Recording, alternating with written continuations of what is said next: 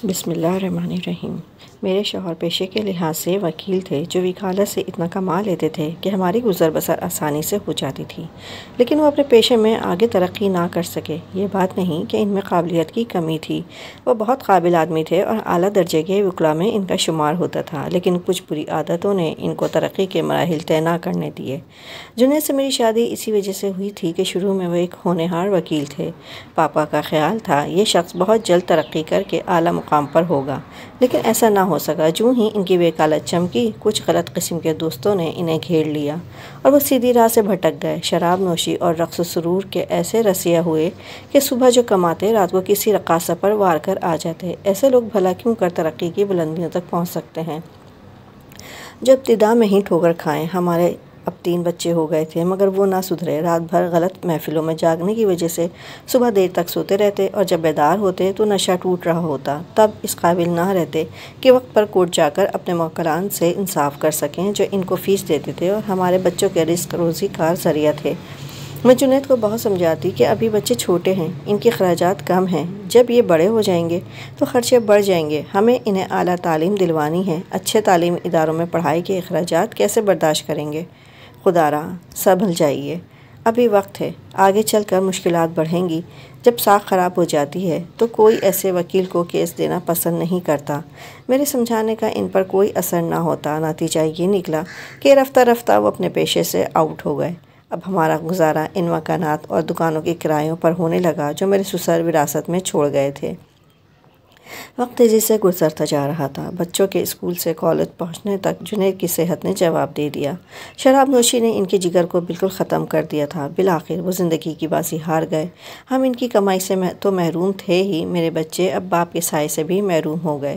ابھی میرے تینوں بچے پڑھ رہے تھے، ان کی کشتی بیچ مجھار میں تھی۔ اس کشتی کو پار لگانا اب میری ذمہ داری تھی۔ انہیں میں نے ہی پڑھا لکھا کر ان کی منزلوں تک پہنچانا تھا۔ سسرالی رشتہ دار اگرچہ بہت اچھے تھے لیکن وہ میری مالی مدد نہ کر سکتے تھے اور نہ کسی اور طرح کی معاونت میرے بچوں کی ان سے ہو سکتی تھی۔ جنید نے بیماری کے دنوں میں اپنی جائیداد کا مختیار کار اپنے سوتیلے بھائی افضال کو بنا دیا تھا۔ افضال بھائی یوں تو بہت بھلے آدمی تھے اور ہمارے حصے کی جائیداد پر قبضہ کرنے کا ان کا کوئی ارادہ نہ تھا۔ میٹرک پاس ہونے کی وجہ سے ان کی سوچ محدود تھی۔ وہ کبھی اپنے شہر سے باہر نہ گئے تھے، دیہاتی سوچ کے حامل تھے، تاہم میرے بچوں کے خیرخواہ تھے۔ ان کے خیال میں عورت ہونے کے ناطے مجھ میں وراثت سنبھالنے کی اہلیت نہ تھی، اس لیے میرے شوہر اپنے بھائی کو یہ اختیار دے کر گئے کہ جب تک ان کے بیٹے بالغ نہ ہو جائیں وہی وراثت کے امور کو دیکھ بھال اور نگرانی کریں گے۔ افضال بھائی ہر ماہ مکانوں اور دکانوں کا کرایہ وصول کر کے مجھے ایک مقررہ رقم خرچے کے لیے دے دیتے تھے اور باقی رقم بینک میں جمع کرا دیتے تاکہ بچوں کی تعلیم اور ان کی شادی بیاہ کے وقت کام آئیں۔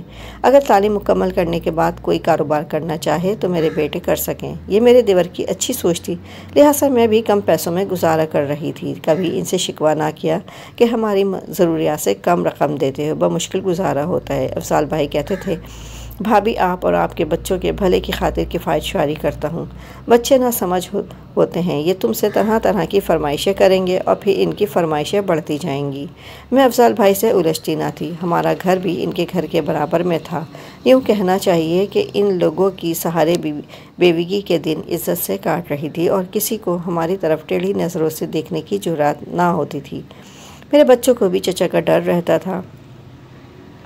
میری ایک ہی بیٹی تھی جو دونوں بیٹوں سے بڑی تھی، اس لیے اس سے چھوٹے بھائی عثمان اور عفان تھے۔ جو ہی عثمان 16 سال کا ہوا اس نے پرزے نکال لیے، پڑھائی کی طرف سے توجہ ہٹ گئی اور سارا وقت دوستوں کے ساتھ گزارنے لگا۔ تب میرے دیور کو فکر ہوئی اور وہ دن رات اس کی نگرانی کرنے لگے تاکہ بھتیجا بگڑ نہ جائے۔ عفان البتہ پڑھائی پر دھیان مرکوز کیے رکھتا، مجھے اس سے اچھی امیدیں وابستہ تھیں۔ رامین تو باپ کی لاڈلی رہی، وہ کسی کو خاطر میں نہ لاتی، مجھے اس کی بہت فکر تھی۔ میں چاہتی تھی کہ یہ تعلیم مکمل کر لے تو اس کی شادی کر دوں تاکہ سکون کی نیند سو سکوں۔ میں افضل بھائی سے بھی کہتی تھی کہ اس کے لیے کوئی اچھا لڑکا ڈھونڈو تاکہ میں جلد از جلد اس کی شادی کر سکوں۔ کئی اچھے رشتے آئے مگر ہر بار وہ انکار کر دیتی۔ میں بہت پریشان تھی کہ یہ کب مانے گی۔ جن دنوں BA کے سالانہ پیپر ہو رہے تھے میری دعا قبول ہو گئی اور اس کے لیے دانش کا رشتہ آ گیا۔ ہمارے شہر کے قریب میرے شوہر کے رشتہ داروں کا گاؤں تھا، وہاں میرے شوہر کے چچا زاد بھائی رہتے تھے۔ ان کی یہاں تقریباً 40 بیگھے اراضی تھی۔ یہ دیکھے بھالے اور ٹھیک ٹھاک لوگ تھے۔ ان میں سے ایک بھائی کا نام رشید خان تھا۔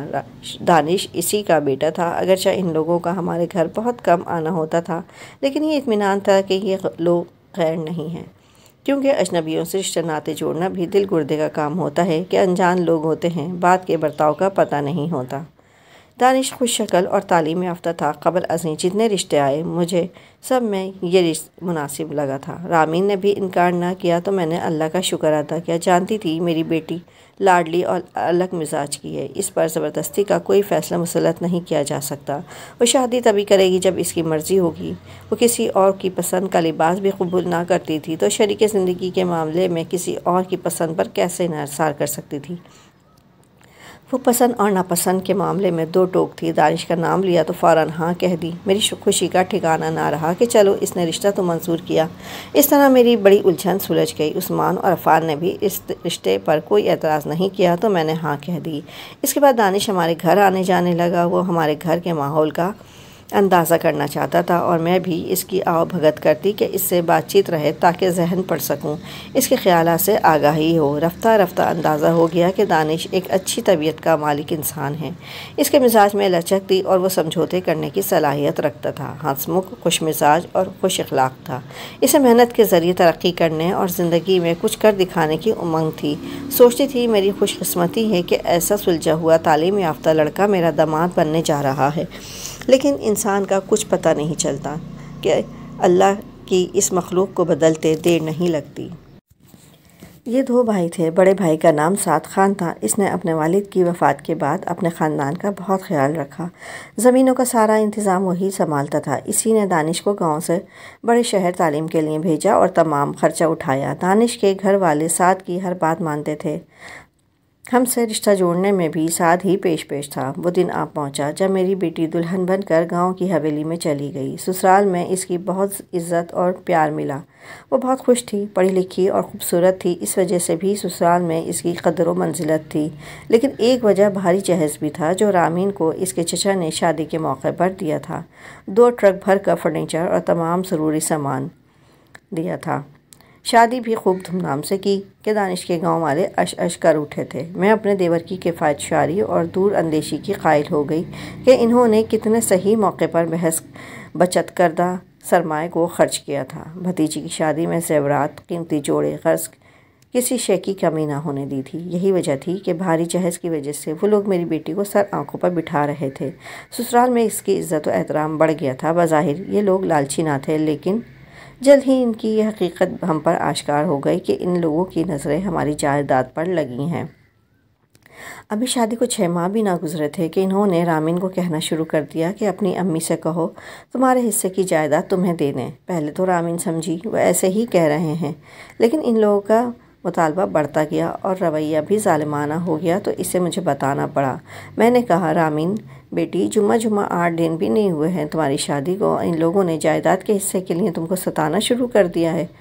یہ ٹھیک لوگ نہیں ہیں۔ وہ بولی، ماں میرے جیٹھ کا کہنا ہے کل کلا کو تمہارے چچا کی نیت خراب ہو گئی تو وہ تمہارا حصہ نہیں دیں گے، یہ تمہارا حق ہے، ان سے اپنی وراثت لے لو۔ مجھے بہت دکھ ہوا یہ سن کر۔ رامین ہماری بیٹی تھی، اس بارے میں ہمیں سوچنا تھا کہ کس طرح اس کا مستقبل محفوظ ہوگا۔ ہماری وراثت کے حصے بخیر کرنے کا مطالبہ کرنا ان کے سسرال والوں کو زیب نہ دیتا تھا۔ میں نے کہا بیٹی، تمہارے چچا کو تمہارے بابا نے اسی وجہ سے مختار کار بنایا تھا کہ اس وقت تم لوگ بالغ نہ تھے، جبکہ وہ دیانت دار ہیں۔ آج تک میں نے ان سے اختیار واپس کرنے کو نہیں کہا۔ وہ ہماری جائیداد کے امور اچھے طریقے سے سنبھال رہے ہیں۔ جب تمہارے بھائی بالغ ہو جائیں گے وہ خود بخود مختار کار بن جائیں گے، پھر جو تمہارا حق ہوگا وہ مل جائے گا۔ رامین نے کہا، امی میں آپ کی اولاد میں سب سے بڑی ہوں، مکانات اور دکانیں فروخت کر کے میرا حصہ دے دیں تاکہ میری زندگی سے یہ روز کی چیخ ختم ہو جائے۔ رامین سسرال والوں کی باتوں میں نہ آؤ، مناسب وقت پر تمہارے چچا کے کان میں یہ بات ڈالوں گی، میں نے رامین کو سمجھایا۔ کچھ دن گزرے، دانش خود آیا اور باتوں میں سوال کیا، آنٹی آپ کی کتنی دکانیں مکانات ہیں؟ کیا یہ مرحوم انکل کے نام ہیں یا آپ کے نام پر؟ ہیں؟ یہ عجیب سوال تھا، تاہم میں نے اسے جواب دیا کہ 3 دکانیں اور 4 مکانات ہیں، ایک میں ہم رہتے ہیں اور باقی سب کرائے پر اٹھے ہیں۔ کرائے میں رامین کا حق بھی بنتا ہے۔ ہاں، وہ حصہ اس کے چچا نکال کر رامین کے نام جمع کرا دیتے ہیں، یہ اس کی امانت ہے، امانت مناسب وقت پر دے دیں گے۔ لیکن کیوں پوچھ رہے ہو آنٹی؟ میں بزنس کرنا چاہتا ہوں، تبھی پوچھا ہے۔ اچھا، میں افضال بھائی سے ذکر کروں گی۔ اس کے بعد وہ مسلسل میری بیٹی کو تنگ کرنے لگا کہ حصہ لاؤ تاکہ بیچ کر شہر میں مکان لے لیں یا کوئی کاروبار کر سکوں۔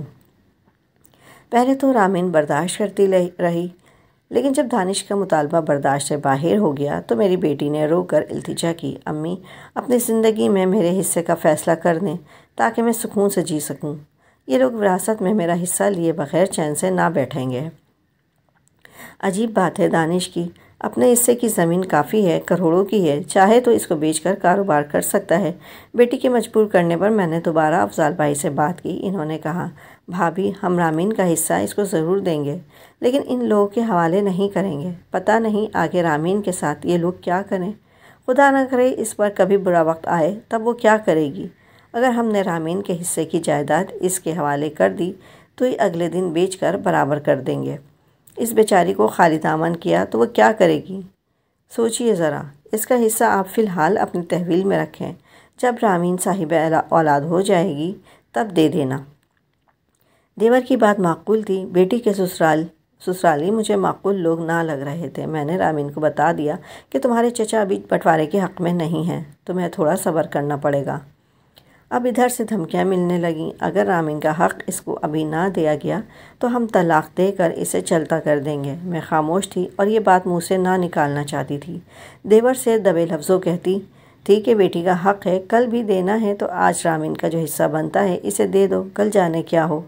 دیور نہ مانے۔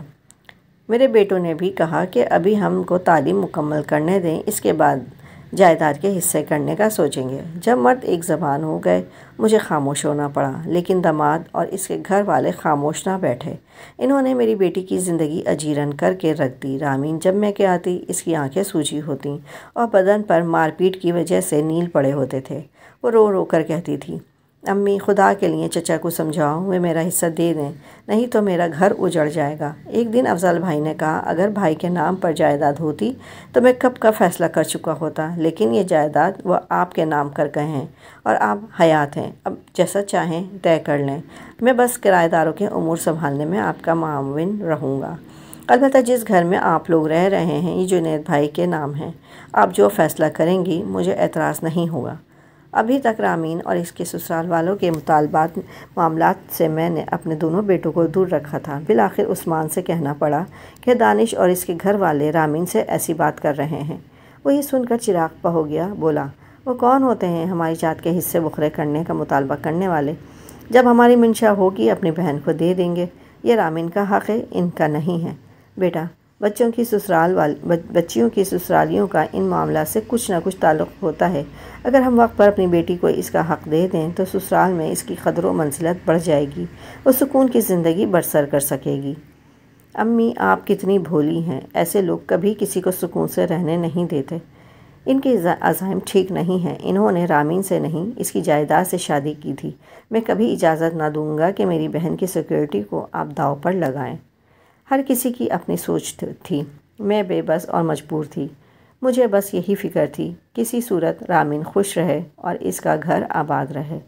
مردوں کی اپنی سوچ ہوتی ہے، عورتوں کی اپنی۔ میں پھر بھی ماں تھی، اپنے بیٹوں کے خلاف کورٹ کچہری نہیں کر سکتی تھی۔ میرے بڑھاپے کا سہارا میرے بیٹے تھے، داماد نہیں تھا۔ بیٹوں کو ناراض کرنے کے بارے میں سوچ بھی نہ سکتی تھی۔ جب سے رامین کی شادی ہوئی تھی وراثتی حق کے چکر میں اس کا ایک دن بھی سکون سے نہیں گزرا تھا۔ مجبور کرنے پر بالآخر دیور نے میرا ساتھ دینے کا فیصلہ کر لیا۔ میں نے ایک مکان اور دکان جو پہلے سے میرے نام تھی بیٹی کے نام کر دی۔ خیال تھا اب وہ لوگ شانت ہو جائیں گے، افسوس ایسا نہ ہو سکا۔ ان لوگوں کے کچھ اور ہی عزائم تھے، اللہ جانے وہ کس جرم کی سزا پا رہی تھی۔ وہ اپنا گھر بسائے رکھنا چاہتی تھی، ورنہ کبھی اپنے حصے کا مطالبہ نہ کرتی۔ کچھ دن بعد پھر وہ روتی دھوتی آ پہنچی، کہا کہ دانش کہتے ہیں تمہارا حصہ زیادہ بنتا ہے، جس گھر میں تمہاری امی اور بھائی رہتے ہیں وہ کافی بڑا اور قیمتی ہے، اس میں سے ان لوگوں نے حق نہیں دیا۔ یہ گھر تمہارے والد کے نام ہے، تم اپنا حصہ عدالت سے بھی لے سکتی ہو۔ اب صرف رامین کا ہی نہیں، میرا بھی سکون برباد ہو کر رہ گیا۔ اب دانش اپنے مطالبے سے دستبردار ہونے پر تیار نہیں تھا، اور نہ میرے بیٹے مان رہے تھے کہ بہن کا حصہ دینے کے لیے ابائی گھر کو فوری طور پر فروخت کر دیں۔ ہم ماں بیٹی دو پارٹوں کے بیچ پس رہی تھی۔ میں نے ابائی گھر فروخت کرنے کا ارادہ کر لیا کیونکہ میں رامین کی آنکھوں میں ہر وقت آنسو نہیں دیکھ سکتی تھی۔ اس کا جیب خرچ بند کر دیا گیا تو میں اس کے حصے کے کرائے میں سے کچھ رقم اسے پہنچانے لگی۔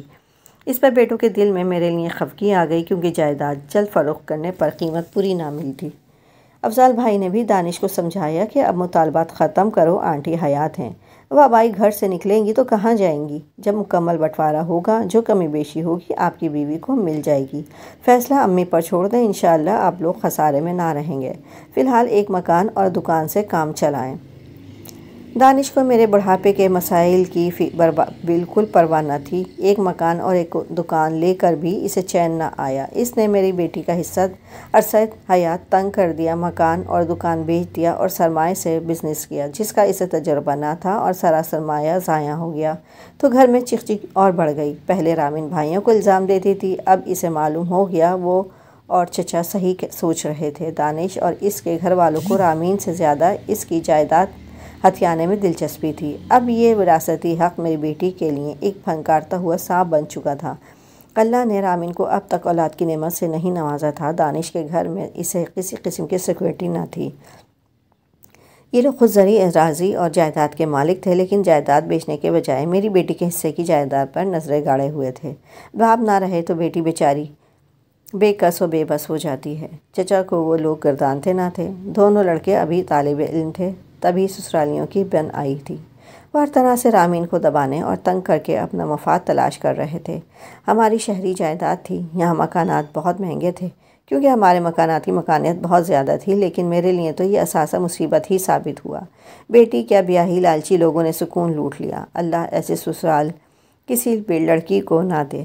رامین کو گھر بچانے کی پڑی تھی۔ وہ یہ نہ سوچتی تھی کہ مکانات اور دکانوں کے کرائے سے ہی ہمارا گھر چلتا ہے اور دونوں بھائیوں کی تعلیم جاری ہے۔ میرے بیٹے ابھی کمانے کے لائق نہ تھے۔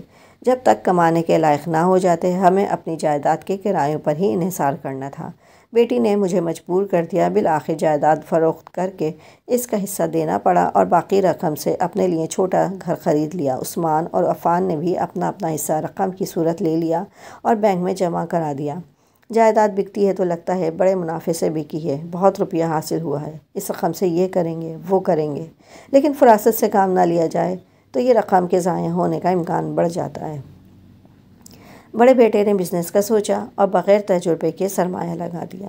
جو دوست ساتھ تھے وہ بھی نااہل نکلے اور چند سالوں میں سارا سرمایہ ڈوب گیا۔ چھوٹے نے اپنے حصے سے بزنس کرنے کے بجائے غیر آباد جگہ کچھ سستے پلاٹ لے لیے، مگر وہاں آباد کاری میں ابھی برسوں درکار تھے۔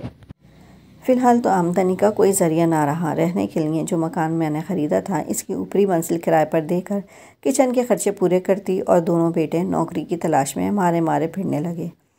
بڑے بیٹے کے خیالات اونچے تھے، اس نے کوئی معمولی نوکری قبول نہ کی اور ہاتھ پر ہاتھ دھر کر بیٹھ گیا۔ چھوٹے نے حالات کی نزاکت کو دیکھتے ہوئے اپنے چچا کے توسط سے ایک درمیانے درجے کی نوکری کر لی اور افضال بھائی کی بیٹی سے شادی کر لی۔ اس طرح اس کا گھر بس گیا اور گزر بسر بھی ہونے لگی، لیکن عثمان پریشان حال رہنے لگا۔ اس کی پریشانی دیکھ کر میں روز جیتی اور روز مرتی تھی، لیکن کچھ نہ کر سکتی تھی۔ بلائی منزل کا جو کرایہ آتا، کچن کا خرچہ بمشکل پورا ہوتا۔ عثمان تھا کہ ہر وقت مجھے الزام دیتا کہ آپ کی اور آپ کی بیٹی کی جلد بازی نے ہم کو کنگال کر دیا۔ میں نے قربانی رامین کا گھر بسانے کے لیے کی خاطر کی تھی، لیکن اسے خوشیاں پھر بھی نہ ملیں۔ شوہر نے طلاق تو نہ دی، لیکن اولاد نہ ہونے کے سبب اسے دوسری شادی کا بہانہ مل گیا اور 4 سال کے انتظار کے بعد اس نے رامین پر سوتن لا بٹھائی۔ میری بیٹی بیچاری اپنی ہر شے شوہر پر وار دینے کے باوجود اس کی وفا کو نہ جیت سکی۔